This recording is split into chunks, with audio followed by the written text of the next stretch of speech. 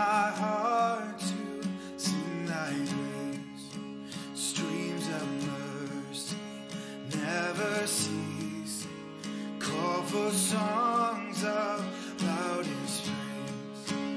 Teach me some melodious sonnet sung by flaming tongues above.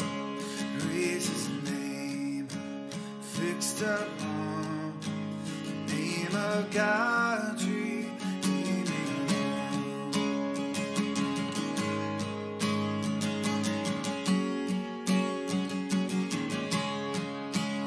Here I raise my Ebenezer, here by thy great help I've come, as I hope thy good pleasure safely to arrive at home. Jesus saw me when a stranger, wandering from the fold of God. He to rescue me from danger interposed his precious blood.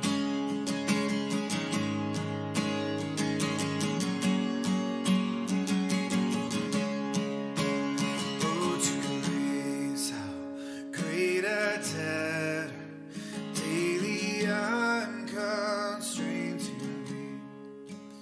Let thy goodness, like a feather, bind my wandering heart to thee. Prone to wander, Lord, I feel it. Prone to leave the God I love. Here's my heart, take and seal it for thy courts above. Isang mapagpalang umaga po sa inyong lahat, mga magulang namin at mga kapatid.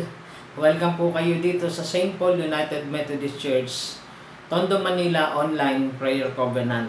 Tayo po muna ay manalangin.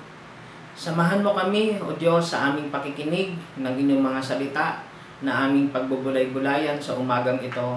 Kayo po, Panginoon, ang siyang manguna magturo sa amin sa gabay ng banal mong Espiritu. Sa pangalan ni Jesus, Amen. Ang mga talata po na ating pagbubulay-bulayan sa umagang ito ay kwento sa ikalawang hari sa kabanatang 2, mga talatang 1 hanggang 12. Basahin ko lang po ang talatang 1 hanggang 12. Patuloy silang nag-uusap habang naglalakad, walang ano-ano'y pumagitna sa kanila ang isang karwaheng apoy na hila ng mga kabayong apoy. Nagkahiwalay sila at si Elias ay iniakyat sa langit sa pamamagitan ng ipo-ipo. Kitang-kita ito ni Eliseo, kaya't napasigaw siya, Ama ko, magiting na tagapagtanggol ng Israel. At nawala na sa paningin niya si Elias. Ito po ay kwento o kasaysayan ng dalawang propeta na si Elias at si Eliseo. Alam po ng dalawa na si Elias ay kukunin na ng Diyos. Si Elias po ay hindi po pisikal na namatay, kundi ito po ay kapangyarihan pa rin ng Diyos na siya ay kinuha ng karwaheng apoy. At alam din po ni Eliseo na kukunin na ng Diyos si Elias at siya ang magpapatuloy ng ministeryo ng pagkatawag bilang propeta. Si Elias po ang mentor ni Eliseo at si Eliseo ang mentee ni Propeta Elias. At dahil sila po ang magkasama sa loob ng ilang panahon, nagturuan, nagpaalalahanan, naggabayan, kaya dumating na yung time upang iwan na ni Elias si Eliseo ayon din sa itinakdang panahon ng Diyos.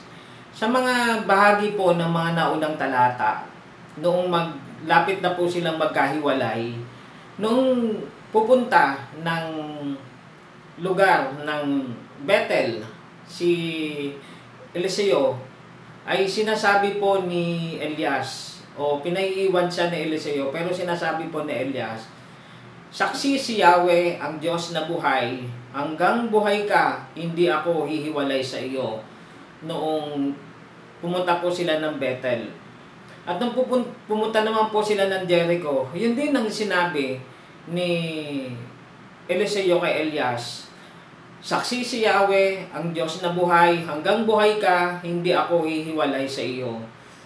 Pagdating po din sa lugar naman ng Jordan, ay pinaiiwan na po siya ni Eliseo o ni Elias sa Eliseo. Pero sinasabi po niya, saksi si Yahweh, ang Diyos na buhay, hanggang buhay ka, hindi ako ihiwalay sa iyo. 3 beses itong binanggit sa bawat lugar na kanilang pinuntahan. Ang Bethel, ang Jordan, at ang Jericho. Ibig lang pong sabihin ay ganoon na lamang ang tiwala, ang pagtitiwala, ang tiwala at ang pagtitiwala ni Eliseo kay Elias, dahil yun ang kanyang naging mentor at marami po siyang natutuhan. Subalit kailangang matapos na po ang lahat sa ganoong plano ng Diyos. Salamat po sa mga tao na nagiging guide po natin. Maaaring sila ay pastor, Sunday school teacher, maaaring sila ay Bible study leader, care group leader. Maaaring sila yung mga tao na gustong-gusto mong pinakikinggan dahil alam mong nagagabayan ka, natuturuan ka, natutulungan ka sa iyong spiritual na buhay. Ito po yung mga tao sa panahon po natin na ating nagiging mentor. Bagamat ang mentor ay pinipili, desisyon mo yon na siya ang yung pinili, na siya ang gusto mong pakinggan, na siya ang gusto mong gumabay sa iyo. May mga tao po na ginagamit ang Panginoon. Tayo nga, halos marami tayong pwedeng pagpiliang pakinggan, pagpilian na sundin, pagpilian na sundin sa araw-araw, sa mga personal na buhay natin. Salamat po doon sa mga tao na sa mga pagdaan ng panahon o maaaring ikaw ay nasa loob ng simbahan, may nangangaral, nakikinig ka. Lahat po ng iyan ay mabuti na binibigay po ng Diyos para tayo po ay makinig at sumunod. Kaya din po pagdating po ng araw, ng panahon, tayo naman na noon na nakikinig lang, tayo na noon ay nakaupo lang. Ngayon naman tayo naman ang susunod. Dahil meron na naman panibagong henerasyon o mga tao na may nakikita sa atin mula sa iba't ibang karanasan natin sa buhay na pwede po nating ibahagi para sa kanila, na upang magpatuloy yung natutunan natin mula sa iba na tingin po natin ay mabuting makakatulong sa ating spiritual life, sa ating mga personal na buhay, sa mga panahon tayo ay nagdidesisyon. Mula doon sa mga taong iyon, tayo naman po sa iyong henerasyon, sa iyong panahon, ikaw naman ang tinitingala, ikaw naman ang pinakikinggan ng mga, kumbaga, younger generation upang may malaman at may matutunan sila. Napakaganda po ng ganoong karanasan, napakaganda po ng ganoong kalagayan na may nagpapatuloy sa pamamagitan ng karanasan sa Panginoon, ng pananampalataya mula sa Panginoon. Merong nagpapatuloy sa bawat henerasyon dahil ito po yung nagiging gabay po nila. Katulad ni Elias at saka ni Eliseo. Pareho po silang mga great prophet, na ginamit ng Panginoon. Dahil merong nauna, may sumunod, at may nagpapatuloy ng ministry nila. At ito po yung layunin pa rin ng Panginoon sa buhay po natin hanggang ngayon. Na tayo po ay patuloy na gamitin ng Panginoon sa bawat henerasyon. Meron po tayong dinidisciple, meron po tayong ginagabayan, tinutulungan, tinuturuan para silang magpatuloy ng pananampalataya, lalong-lalo na yung mga kaalaman sa Biblia na maging talento po nila. At ito po yung gamitin sila ng Panginoon, yung kaalaman gabay ng banal na Espiritu, ay magpatuloy po ang pangangaral at pagtuturo. Ito po nawa ang maging hamon sa atin bilang mga anak ng Diyos, na meron po tayong minimentoran o meron po tayong dinidisciple. Dahil tayo rin ay dinidisciple mula sa ibang tao na may natutunan tayo at ibinahagi po sa atin.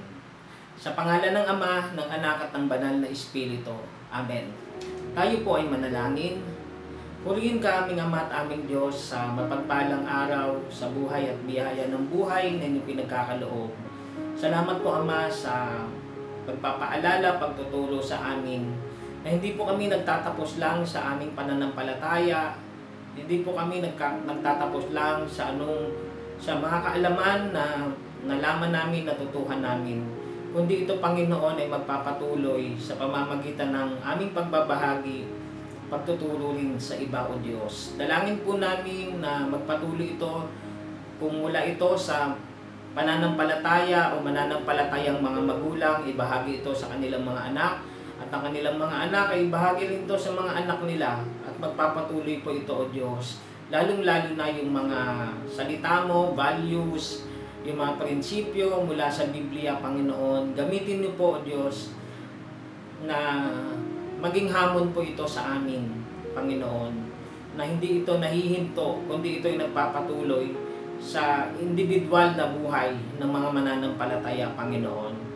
Dahil pwede mong gamitin kasangkapanin ang sinumang nais magpagamit o gamitin ang buhay nila na maibahagi ang inyong mabuting balita. Purihin ka, Panginoon, sa umagang ito. Dalangin po namin minsan pang maghapon. Samahan kami ng inyong presensya sa mga gawain at gagawin na naghihintay sa amin. Binabalik po namin sa inyo ang mga pinakamataas na papuri, pagsamba at pagpapasalamat. Alang-alang kay Jesus na aming Diyos. Amen.